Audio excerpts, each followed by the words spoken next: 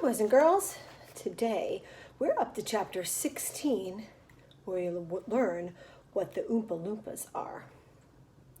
Oompa Loompas, everyone said at once. Oompa Loompas? Imported direct from Loompaland, said Mr. Wonka proudly. There's no such place, said Mrs. Salt. Excuse me, dear lady, but... Mr. Wonka, cried Mrs. Salt, I am a teacher of geography. Then you'll know all about it, said Mr. Wonka. And oh, what a terrible country it is. Nothing but thick jungles infected by the most dangerous beasts in the entire world. Hornswogglers and snozwangers and those terrible wicked wangdoodles.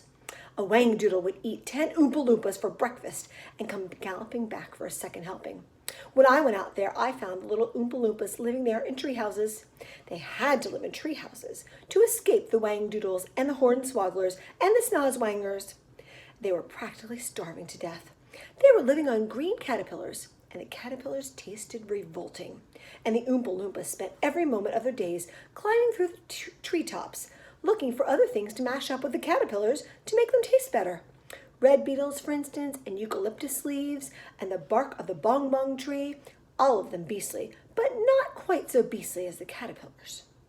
Poor little Oompa Loompas, the one food that they longed for more than any other was the cacao bean. But they couldn't get it. An Oompa Loompa was lucky if he found 3 or 4 cacao beans a year. But oh, how they craved them! They used to dream about cacao beans all night and talk about them all day. You only had to mention the word cacao to an Oompa Loompa, and he would start dribbling at the mouth.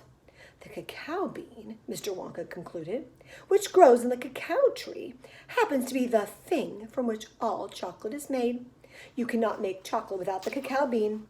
The cacao bean is chocolate. I myself use billions of cacao beans every week in this factory. And so, my dear children, as soon as I discovered that the Oompa Loompas were crazy for this particular food, I climbed up their treehouse village and poked my head in through the door of the treehouse belonging to the leader of the tribe. The poor little fellow, looking thin and starved, was sitting there trying to eat a bowl of mashed up green caterpillars without being sick. Look here, I said, speaking in English, of course, not in but in Oompa Loopish. Look here, if you and your people will come back to my country and live in my factory, you can have all the cacao beans you want. I've got mountains of them in my storehouses. You can have cacao beans for every meal. You can gorge yourselves silly on them. I'll even pay your wages in cacao beans if you wish. You really mean it? Asked the Oompa Loompa leader, jumping up from his chair. Of course I mean it, I said. And you can have the chocolate as well. Chocolate tastes even better than cacao beans because it's got milk and sugar added.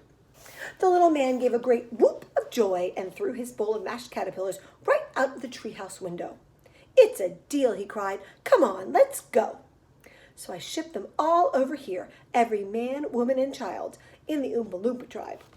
It was easy. I smuggled them over in large packing cases with holes in them, and they all got here safely.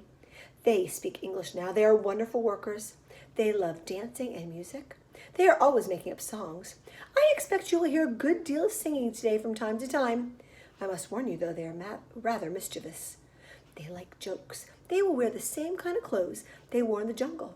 They insist upon that.